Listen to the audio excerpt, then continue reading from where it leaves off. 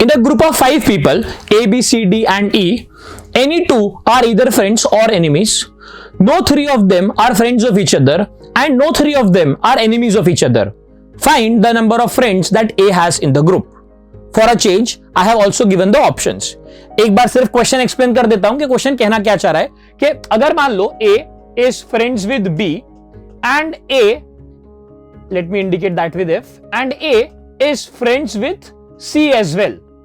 That means C and B will have to be enemies of each other, because if they are also friends, then the condition will be violated that no three of them are friends of each other. I hope you understood the question now.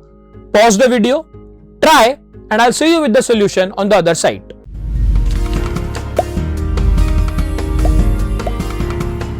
Lot of students are tempted to mark option number 5 as the answer can't be determined because we really don't have much of information over here. But one should never be in a hurry to jump to conclusions. As you will see, हम कुछ approach लगाएंगे और शायद क्या पता answer निकल जाए. The best way to approach this question would be through a table. ठीक है, तो लेट्स से एक टेबल हम बना लेते हैं. Now, आप एक चीज समझो कि ये सारे तो आप एलिमेंट्स यहाँ पे एंट्री क्रॉस कर सकते हो, because a person can't be friends or enemies with himself, right? So A will not be anything with himself. अच्छा, अब मैं क्या करूंगा? I will denote a friendship with F and enemy, right? Being enemy with E. So let's say, अब हम assume करते हैं, मान लो A is friends with everybody, ठीक है? तो A के सारे फ्रेंड हैं, तो that means he is friends with B, friends with C, friends with D, friends with E as well. अच्छा, this is a double entry table, तो आपने यहां पे एंट्री की है, तो फिर ये वाली एंट्री भी करनी पड़ेगी कि भाई B is also friends with A, C is also friends with A and so on. ठीक है, चलिए, I hope you understood this part. अब लॉजिकली सोचिए, A is friends with B, ठीक है, ये फ्रेंड्स है, and A is also friends with C. So as per the condition given over here that no three of them are friends or enemies of each other, that means C will have to be an enemy of E and vice versa. ठीक है, तो C और E को C और B को enemy होना पड़ेगा, so B will have to be enemy with C. Similarly, C will have to be enemy with B. यही लॉजिक हम एक्सटेंड कर लेते हैं कि A is friends with B and A is friends with D. So by the same logic, D and B will have to be enemies of each other. So B will have to be enemies with D. So D will also be enemies with E. I am sure you got the logic by now. Same logic से आप बोल दोगे कि A is friends with B and A is friends with E. So B will have to be enemies with E will have to be enemies with B, otherwise A, B and E will become friends of each other. Not possible. So E will also be enemies with E. Perfect. Now what we can say, again same logic, A is friends with C, A is friends with C and A is friends with D. So C and D will also have to be enemies of each other, otherwise again the three of them will become mutual friends. So that means C and E will be enemies. Similarly, C and D will also be enemies. ठीक है, तो आप ये सारे entries enemies से भर सकते हो. ठीक है, तो अब हो क्या गया, ध्यान से देखो आप.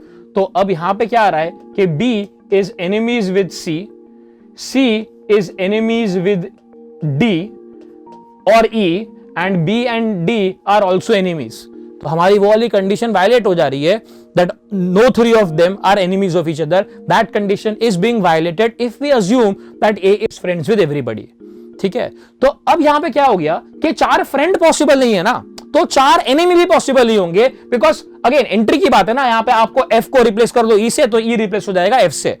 तो अगर 4 फ्रेंड पॉसिबल नहीं है तो 4 एनिमी भी पॉसिबल नहीं है. 4 एनिमी का मतलब 0 फ्रेंड. तो ये 2 ऑप्शन मैं एलिमिनेट कर सकता हूं कि भाई 4 friend not possible, 0 friend not possible. चलिए अब आगे बढ़ते हैं. Now in this case we will assume that A has 1 friend. तो पहले तो ये क्रॉस कर दो ये सारे एंट्रीज, तो यहां पे कुछ नहीं हो पाएगा. अब हम अज्यूम करते हैं कि भाई A का एक फ्रेंड है मान लो. अब वो कौन सा फ्रेंड ले रहा है उससे कोई फर्क नहीं पड़ेगा, B C D E लो, दैट मेक्स नो डिफरेंस, चीजें सिमेट्री की रहेंगी. तो मान लो A is friends with B, ठीक है, A is friends with B and enemies with each other, everybody else, बाकी सबसे ही is enemy. So B will also be a friend of A and C D E will be enemies of A. ठीक है, अब same logic हम लगाएंगे, right? तो यहां पे क्या हो जा रहा है, A is enemy with C, यहां पे enemy, and A is also enemies with D. ठीक है, A is also enemies with D, so that means C and D will have to be friend. C और D को friend होना पड़ेगा, otherwise all three of them will become enemies. तो C and D will be friends, so D will also be friends with C. Same logic. A is enemy with C. A is enemy with E as well. Right? A is enemy with E as well. So C and D will have to be friends. Right? So C will have to be friends with E. So similarly, E will be friends with E as well. E will be friends with C. Now, C is friends with D. Friends with the D, right? Let me write D over here. And C is friends with E, right? C is friends with both D and D. That means E and D will have to be enemies of each other, because again फिर से अगर ये friend हो गए तो condition violate हो जाएगी.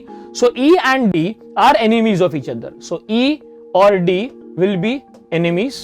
So D is also an enemy with E. अब फिर से आप ध्यान से देखो क्या हो जा रहा है कि यहां पे A and D are enemies, A and E are again enemies. ठीक है, ये enemies लिख देता हूं मैं, और E and D are also coming out to be enemies, which again violates my condition that no three of them can be enemies of each other. इसका मतलब मेरा ये जो assumption था कि एक friend होगा, वो assumption भी गलत है ना। एक फ्रेंड गलत हो गया, इसका मतलब है एक एनिमी भी गलत होगा। एक एनिमी का मतलब तीन फ्रेंड भी गलत है।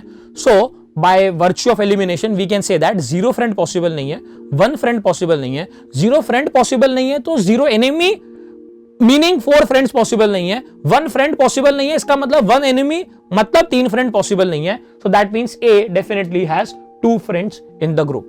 वो कौन से दो फ्रेंड होंगे, that is not what is asked, right? अपने को उससे कोई फर्क नहीं पड़ता है, एक के दो फ्रेंड होंगे, ये पक्की बात है। ठीक है, वंडरफुल क्वेश्चन, सिंपली लॉजिक के ऊपर बेस्ड है। आपको कोई फॉर्मूला नहीं चाहिए इसके लिए, कोई थियोरेटिकल बैकग्राउंड नहीं चाहिए इस सवाल को करने के लिए। Simple application of logic and organizing data in a systematic manner, that is what a lot of exams test. ठीक है, you are following Aristotle Olympiad series where we give one amazing question every day. I see you tomorrow with one more beautiful question. Till then, take care.